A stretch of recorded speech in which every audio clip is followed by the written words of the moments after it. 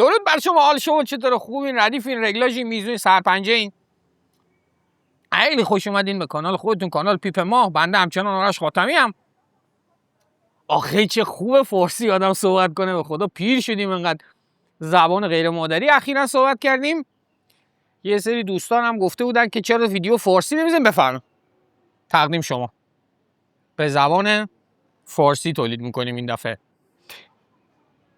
عرض به حضورتون که دست از حمایت ما نکشید لطفاً. لینک حمایت مالی توی دیسکریپشن ویدیو است. اگر مالی در توانتون نیست به هر دلیلی، لایک ساده، ساب کردن، سابسکرایب، اینا خیلی کمک‌های بزرگی هستند و کامنت نوشتن خیلی خیلی کمک بزرگی میکنه در راستای دیده شدن محتوا. لطفاً دست از حمایت ما نکشید. و همین، اینا نکاتی بود که پیش از هر چیزی باید راجع بهش صحبت می‌کردم. بریم سراغ ماجرای ویدیو. آخرین باری که ویدیو آموزشی گذاشتیم اصلا یادم نمیاد. خیلی وقت پیش بود. کی بود مهدی؟ قبل کدوم جنگ؟ اصلا یادم نیست آموزشی چه بوده. یه خورده دستمون بسته شده تو ویدیو آموزشی. خیلی از محتویات آموزشی رو کاور کردیم واقعا به غایت. اما امروز اومدم راجع به موضوع بحث برانگیز صحبت کنم. یک بار برای همیشه نظرات شخصی من رو بدونید، چون خیلی راجع بهش تو کلاب صحبت کردیم، هی تو میتینگ‌ها صحبت کردیم با بچه‌ها اینا. دیگه گفتم که بشینم یه بار مفصل راجع بهش توی ویدیو صحبت کنم. بگو چی؟ دادا فیلتر دوست داشتنی چارکول 9 میل 6 میل انواع اقسام فیلترهای کربونی. در مورد این موضوع می‌خوایم صحبت کنیم، در مورد مزایا و معایبش صحبت کنیم و طبق معمول من تو جمع‌بندی نظرات شخصیم رو راجع به این مفهوم و این وسیله به طور کلی بگم. همین، بریم تیتراژ ببینیم، برمیگردیم براتون توضیح میدم.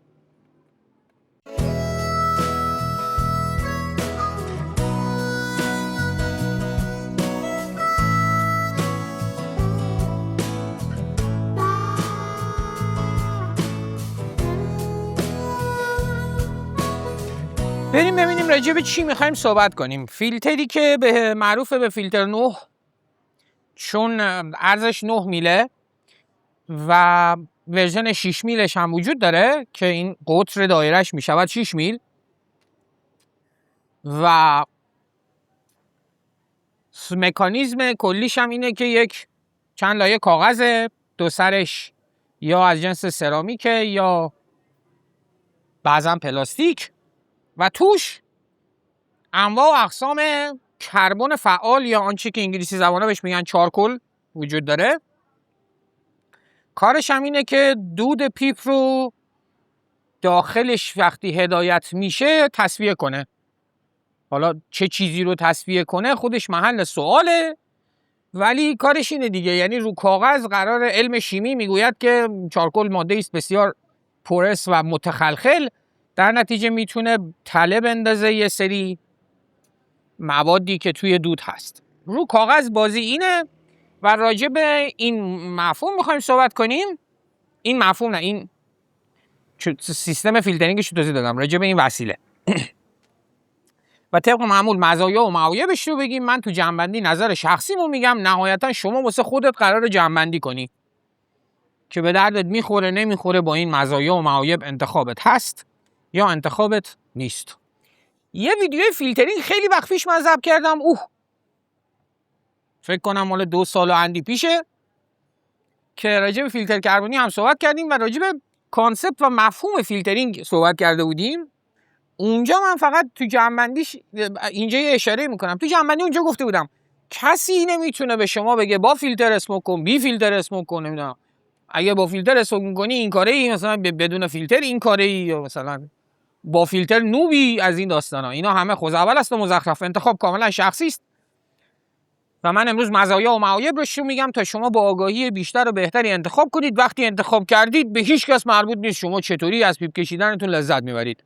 هر کس خود دخالت کنه شما یه لبخند ملیح تحویلش بدین، گوش را در و گوش دیگر را دروازه نموده ولش کنید، بذارید ابراز فضل کنه. سخت نگیری.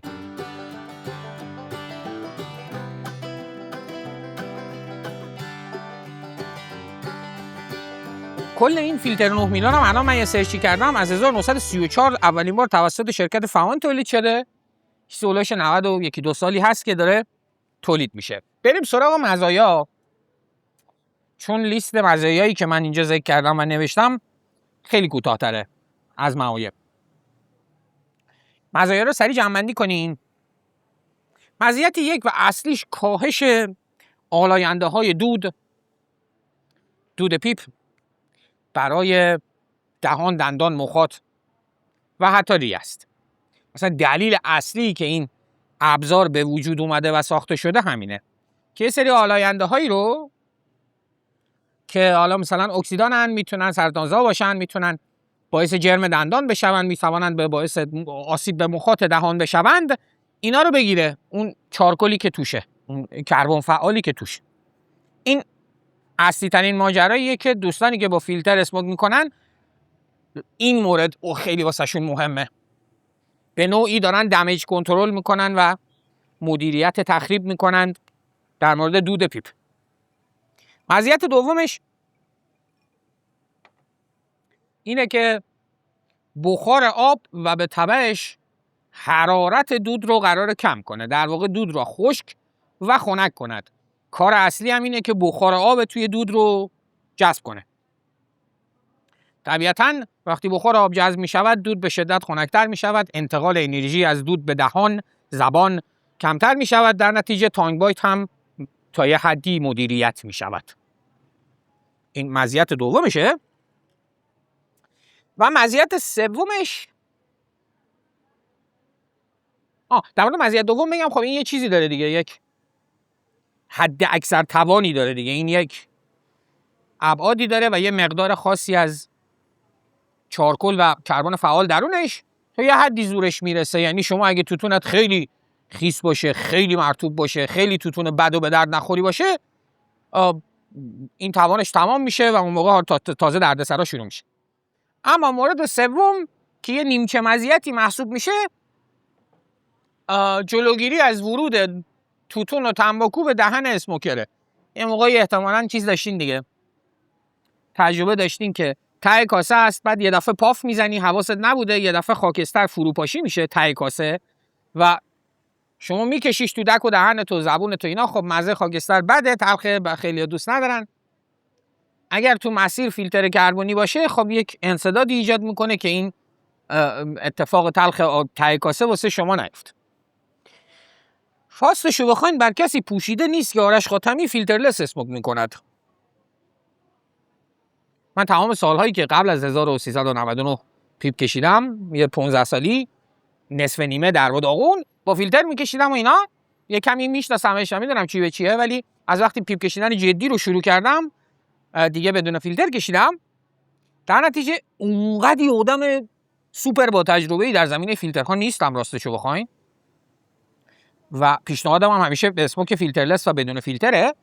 اینا مزایایی بود که به ذهن من رسید و حالا تو گفتگو با دوستان ذکر کرده بودن. اگر به عنوان یک کسی که با فیلتر سال‌هاست اسموک میکنه مزایای دیگری میشناسید برامون بنویسید، ما هم یاد بگیریم از شما. لطف کنید تو کامنت ها بنویسید که فیلتر دیگه چه مزایایی میتونه داشته باشه. این سه تاش به ذهن من رسید.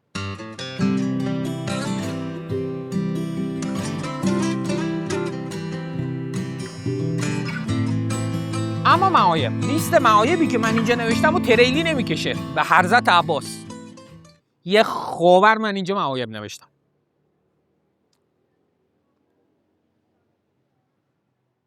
عیب اول قیمت. فیلتر چیز گران قیمتی است، خصوصا اگر فیلتر دو سرسرامیک اصل باشد. گرون آقا. شما اگر بخوایی طبق اصولش یک بار مصرف هم استفاده کنی و برای هر اسموکت یه فیلتر استفاده کنی پیر میشی. همین جوریش پیپو توتون گرون هست.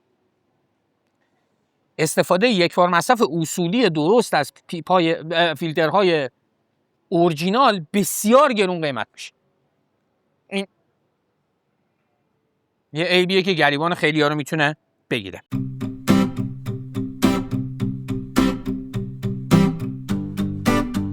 عیب دومش که یکی از معایب بسیار بزرگ و مورد توجه خود منه، کاهش محسوس نوت‌های توتون و مزه‌های اسموکه.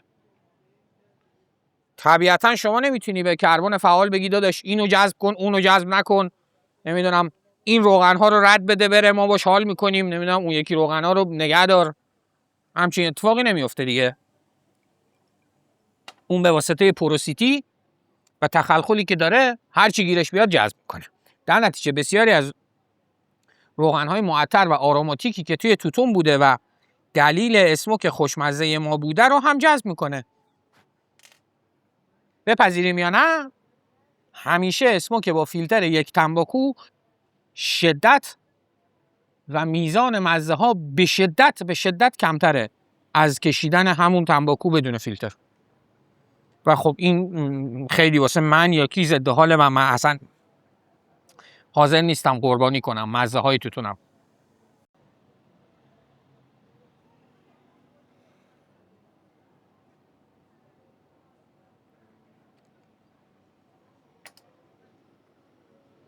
برگشتیم.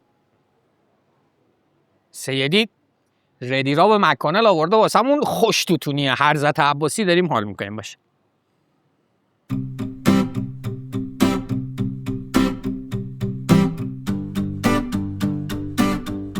عیب سوم عدم ثبات ابعاد رفقا. با اینکه 90 و اندی سال اینا دارن تولید میشن، هنوز 6 تا 7 تا 10 تا شرکت تولید کننده اینها به یک توافق رو ابعاد نرسیدن. اصلا عجیبه. یعنی من الان دو مدلش رو آوردم اینجا. یه مدل این دکتر پرل جونیوره که فکر کنم همون فاون میزنه، یکی هم بیگ بنه که هلند میزنه. مهرز تو همین دوتا 1 میل اختلاف طول من دارم میبینم بیشتر و حداقل 1 میل 7 میل 8 میل اختلاف قطر. این یعنی چی؟ یعنی که پیر و پدر سازنده پیپ فیلتر خور در میاد. کسی که پیپ فیلتر خور داره میسازه نمیدونه که بر اساس ابعاد بیگ بن بسازه تنون پیپش رو، یا بر اساس فیلتر دکتر پرل یا وایت الفنت یا استنول. اینا همه قطرهای مختلفی دارن. بعد مصیبت اینه که این رطوبت و مواد مثلا مضر دود رو هم که جذب میکنه ورم هم میکنه. یعنی سایزش ثابت نمیمونه بخاطر اینکه دورش کاغذ، خود چارکل مواد جذب میکنه اینا. و اصلا یه دردسریه. من به عنوان کسی که سالهاست با پیپ سازا در تماسم، در ارتباطم، 3 سال پیپ سال ساختیم که هر سال توش تنون فیلتر خور هم بوده، میدونم که سازنده های پیپ فیلتر خور چقدر دوست ندارند پیپ فیلتر خور بسازن بابت همین دردسرا. که سازنده پیپو میسازه همه چی خوبه، میره دست مشتری میگه داش من فیلتر بیگ بن میذارم نمیدونم فلان میشود، لگ میزند. هم مشتری حق داره هم دردسر واسه پیپ ساز تولید شده. بعد شما اگر مثلا تنونت واسه فیلترهای بیگ بن خوب باشه، واسه فیلترهای دکتر پرل جونیور خوب نیست، لگ میزنه یا مثلا گیر میکنه آخرش که میخوای در بیاری پیپتو تمیز کنی یه دفعه نصفش کنده میشه چون کاغذ خیس شده و دردسرهایی از این دست. عدم ثبات ابعاد توی فیلتر 9 میل واقعا داستان و دردسریه، هم واسه اسموکر و هم واسه سازنده پیپ. این هم مورد بعدی.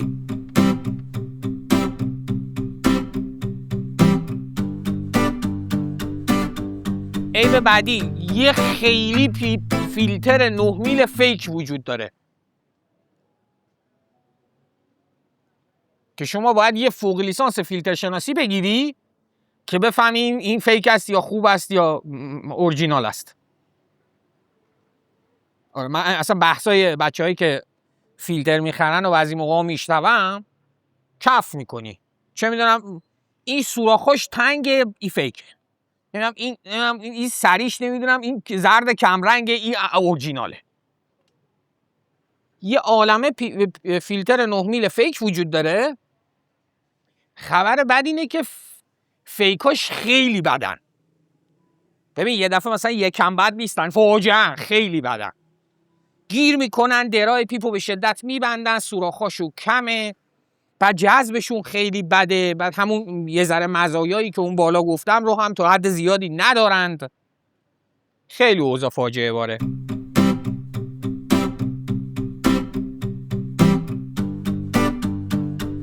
عیب بعدی، من عدد موارد رو نگفتم دیگه، گفتم تریلی نمیکشه این همه عیبو، نمیدونم فکر کنم موردش 5 یا 6 باشه. به هم ریختن ظاهر پیپ. این پیپ یکی از زیبایی‌هاش شنک نازکشه و شنک همگراشه. شما اگر بخوای 9 میل فیلتر این تو جا کنی، این شنک 11 میلیمتری باید بشه 19 میلیمتر و این یعنی که کاسه باید به تناسبش بزرگ بشه و هارمونی پیپ کلا عوض میشه. بسیار بعد یه بخشی از اون فیلتره باید بره تو شنک، یه بخشیش تو تنون این طرف تو استم بمونه. بسیار زیبایی و ظاهر پیپ رو تحت تاثیر قرار میدهد، نوحش خصوصا. حالا باز با فیلتر 6 میشه یه تریکایی زد و یه کارایی کرد و این داستانا، چون گفتم فیلتر قطر 6 هم وجود داره، ولی در کل به شدت زیبایی شناسی و هارمونی و تناسبات پیپ رو عوض کرده وجود فیلتر که اون فیلتر اون تو جا بشه. و خب این خیلی عیب بزرگیه. یکی از اصلی ترین دلایلیه که 90% پیپ سازهای دستساز دنیا بهشون بگی پیپ فیلتر خور میخوام، خیلی مؤدب باشن فوش میدن، احتمال زیاد فوش خار مادر، اصلا فوشه واسه شون که داشت نه. یعنی من این همه هنری که سالها کسب کردم و خرج جا شدن فیلتر توی شنک تو نمی کنم که نابودش کنم. توی یه سری از شیپای خیلی خاص مختصری که شنکای خیلی کلوف دارن اوکیه میشه فیلتر جا کرد، ولی تو 70% شیپایی که شنکاشون نازکه و زیباییشون به شنک نازکه نابود میکنه، زیبایی پیپ رو نابود میکنه و عیب بزرگیه، هم واسه اسموکر هم واسه پیپ ساز.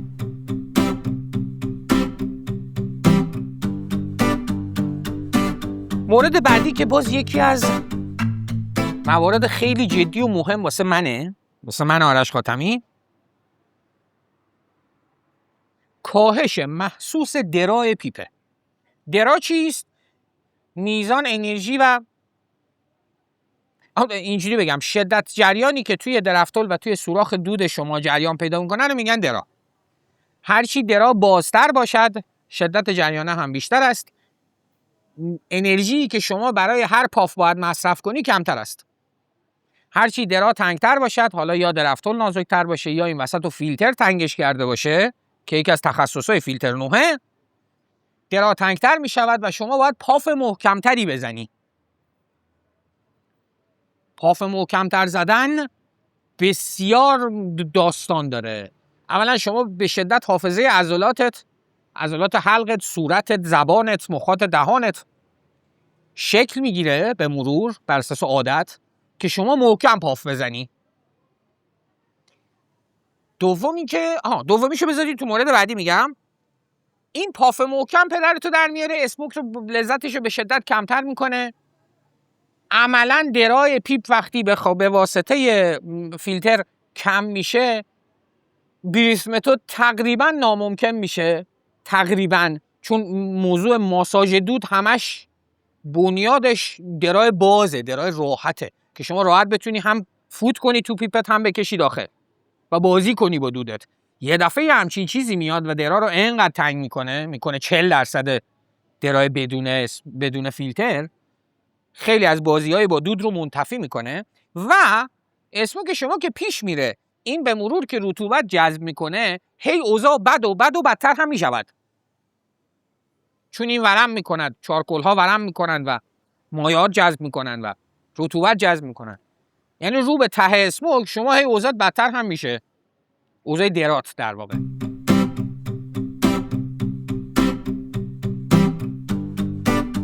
مورد بعدی، این کاهش درا باعث افزایش میعان هم میشود.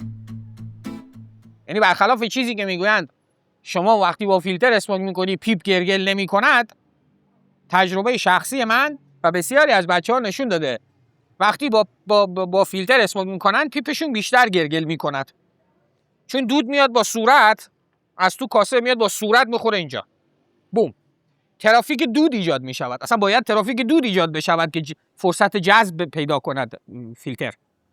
ترافیک دود یعنی میعانه کجا میره؟ میره تو درفتولی که از کاسه اومده بیرون. قطره آب تو درفتولی که از کاسه اومده بیرون میشود گرگل. به همین سادگی.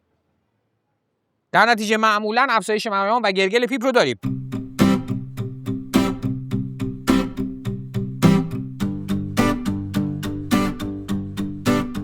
مورد بعدی که باز ناشی از همین کاهش دراست، نمیدونم، فکر کنم عیب شماره 8 9 هست. اون پاف محکم تره بود تو دو مورد قبلی، اون کاسه رو داغ میکنه. کاسه که داغ میشه اسموکت داغ میشه. اسموکت که داغ شد میعانت زیاد میشه و شما به این پاف محکم عادت میکنی. بسیاری از بچه‌هایی که با فیلتر اسموک میکنند، این اتفاق توی کلاب زیاد افتاده، یه بار دو بار 10 بار که تست میکنن با بدون فیلتر اسموک کنن تقریبا نمیتونن. یعنی انقدر به اون پاف محکم عادت کردن و به اون درای تنگ عادت کردن، عملا یه همچین درایی واسه شون سیله، اینجوریه که دوشیسا وله. بعد ما اون پافه رو میزنیم روی این حجم دود رو نمیتونیم کنترل، از گوشمون دود میزنه بیرون. خلاص میگن برای اینکه این درایی که شما اینجا واقعا پافی که اینجا نیاز داری 1/5 پافیه که اونجا نیاز داری و اصلا انقدر ساده نیست که تو زرتی سویچ کنی یه دفعه پافت رو 1/5 کنی. حافظت شکل گرفته. بچه‌هایی که فیلتر لس اسموک میکنن میتونن با فیلتر دود کنن. حالا یکم میشه محکم‌تر پاف زد. برعکسش تقریبا ناممکنه. پدر بچه‌ها در میاد که از اسموک با فیلتر برن سراغ اسموک بی فیلتر.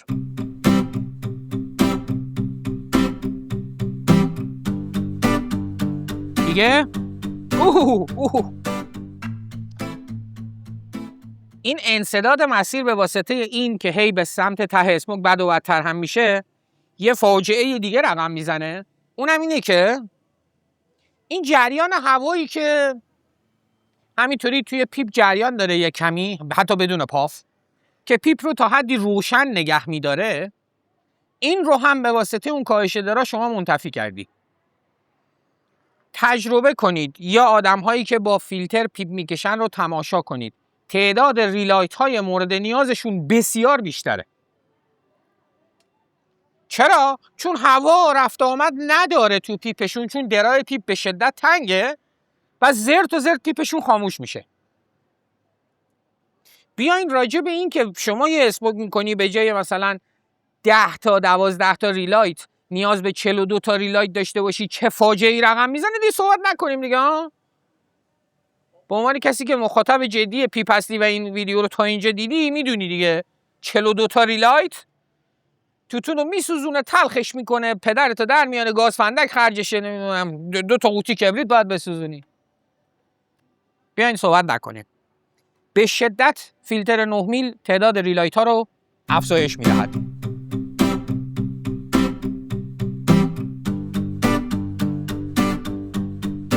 عیب شماره n به علاوه 7 انسداد مسیر نخ نظافت. مخیر نس نظافت میخواستم بگم. انسداد مسیر نخ نظافت. ببین اگه داری با فیلتر اسموک میکنی، پیپت گرگل کنه یا احساس کنی که مثلا توی استمت آب جمع شده و پیپت نیاز داره که تمیز بشه، فاتحت خونده است. یعنی نخ که طبیعتا نمیتونه از این عبور کنه، دو سرش سرامیکه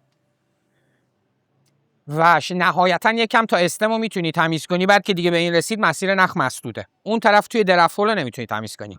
باید چیکار کنی؟ باید پیپت رو بذاری دست کم 10 دقیقه الی 1 ربع کاملا خنک بشود که شما بتونی تنون و شنک رو اصلا باز کنی و بعد بتونی توی درفولت رو تمیز کنی. بعد خبر بعد اینه که معمولا اینجا جاییه که فیلتر اشباع شده از رطوبت و موادی که باید جذب می‌کرده و شما دوباره که میزنی و شروع میکنی این فیلتر دیگه خیلی جذبی نداره. به احتمال زیاد این اتفاق دوباره هم میفته 10 دقیقه بعد. شما تو پیپ فیلتر لس هر موقع احساس کردی رطوبتت زیاد شد یه نخ میزنی، همه تمام مسیر رو آبش رو جمع میکنه، کارت راه میفته. حالا صرفا هم رطوبت و اینا هم نیست. یه موقعی شما مثلا داری اسپوک می‌کنی یه دفعه یه تیکه توتون میاد درفولتو میبنده، دراتو به شدت تنگ میکنه، اصلا مسدود میکنه. توی اسموک فیلتر خور شما به شدت دستت بسته است تو این قضیه. باید جلسه اسموکت رو نابود کنی، 10 دقیقه رو مثل خیار دیوار رو نگاه کنی، پیپت خنک شه که بتونی باز کنی.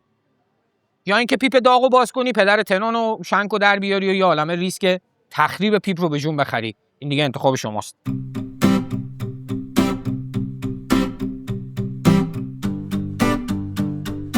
و مورد آخری که نوشتم، همه اینایی که گفتم و مورد آخری که اینجا نوشتم یادداشت کردم اینه که همه اینایی که تازه من الان گفتم، این معایبی که یه عالمه بود، من با این پیش‌فرض که شما داری توتون خوب و باحال میکشی، شما هوادهی بلدی و اینا حرف زدم ها.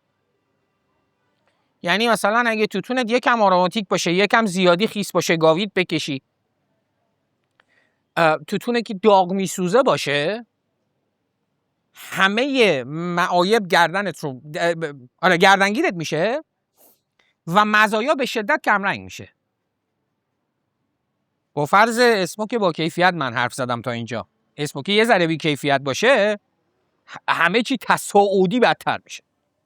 همین آقا، واقعا نیاز به جمع‌بندی داره این ویدیو. حالا من مخلص شما هستم، من میشینم و جمع‌بندی واسهتون میکنم، ولی اینا مزایا و معایبی بود که شما باید میدونستین. باز مثل مزایا که ازتون خواهش کردم اگر چیزی بیش از این میدونید به هم بگید، معایبی هم باز اگر تجربهش داشتید و بیش از این معایب تجربه کردید، حتما برامون تو کامنت ها بنویسید، من از شما چیزی یاد بگیرم. دمتون گرم. میریم برمیگردیم جمع‌بندی میکنم ویدیو رو.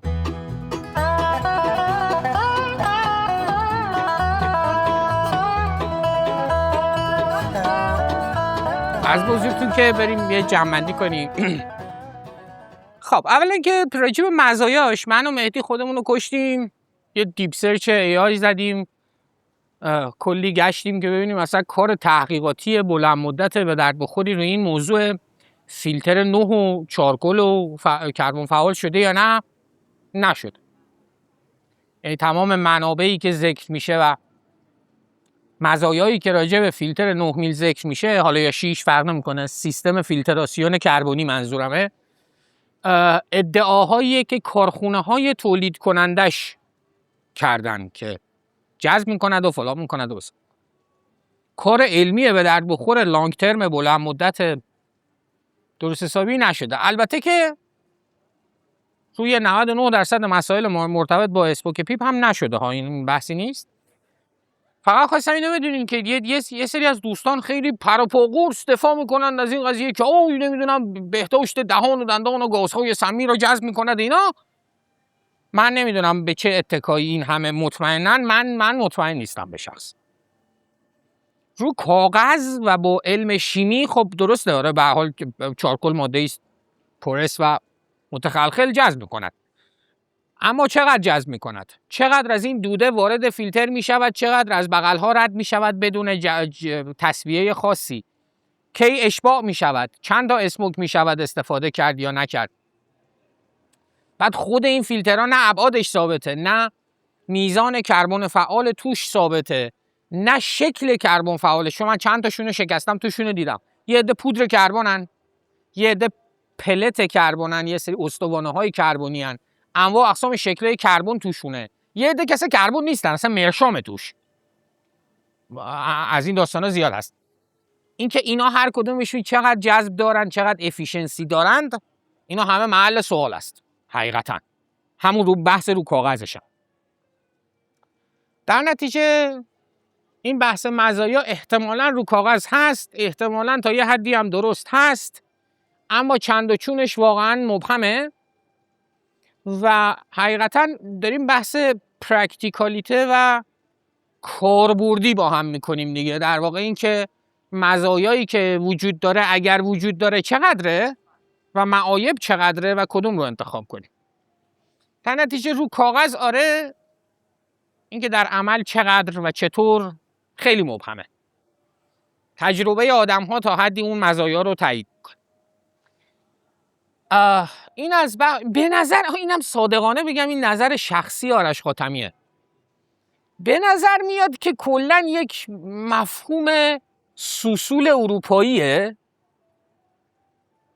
فیلتر 9 که خیلی اروپایی هم روش مانور دادن و تولیدش کردن و بعد شرکت‌های اروپایی هم تحویلش گرفتن و چیزش کردن و پروموتش کردن و پیپای فیلتر خور ساختن و زیبایی شناسی فیلتر خور تولید کردن و اینا.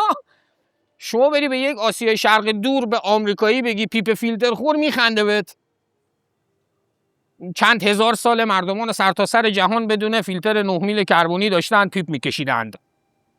هیچ کس هم اتفاق عجیب غریبی مرتبط با پیپ براش نیفتاده. حالا 100 سال اخیر یه دفعه آدم‌ها یادشون افتاده اوه ما نیاز به فیلتراسیون ماده متخلخلی به نام چارکل داریم. راستش بخوای خیلی قضیه اروپاییه. خیلی سازمان و غذا و دارو اروپا انگار. این نظر شخصیه منه، خیلی پشتوانه نداره.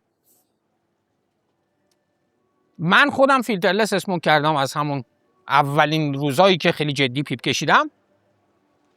سیستم فیلتراسیون مورد علاقم اگر گاهی بخوام یه خورده رطوبت و حرارت دودم رو کم کنم چوب بالساست. به نظرم کار میکنه، حرارت رطوبت رو کم میکنه و دود رو خوش و خنک میکنه.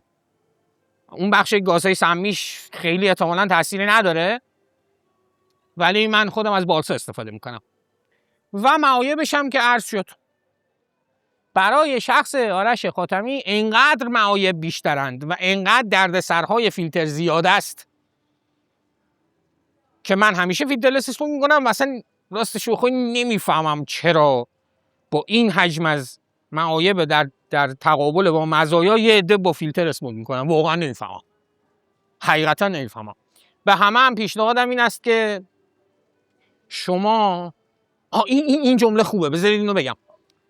شما میتونید تا حد زیادی با بهبود تکنیک پیپ کشیدنتون مزایای فیلتر رو داشته باشید. یعنی اگر پافتون رو تنظیم کنید، اسموکتون رو درست کنید، هوادهی خوب بلد باشید، تکنیکای اسموک رو یاد بگیرین، تا حد زیادی میشه خشک و خنک اسموک کرد. مثلا نیاز ندارید که یک وسیله این وسط باشه تا برای شما خشک و خنک اسموک بکند.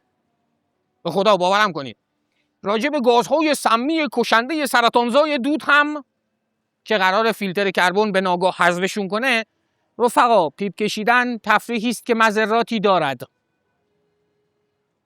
مانند قلیان کشیدن، مانند ورزش حرفه‌ای کردن، مانند بسیاری از تفریحات دیگری که ما انتخاب میکنیم و یه سری مضراتی رو هم به جون میخریم. هر تصمیمی تو زندگی مزایا و مضرات داره. در نتیجه اگه فکر کردین مثلا فیلتر یه دفعه میاد معجزه میکنه و تمام مضرات پیپ کشیدن رو از بین میبرد، احتمال قریب به یقین این اتفاق نمیفته.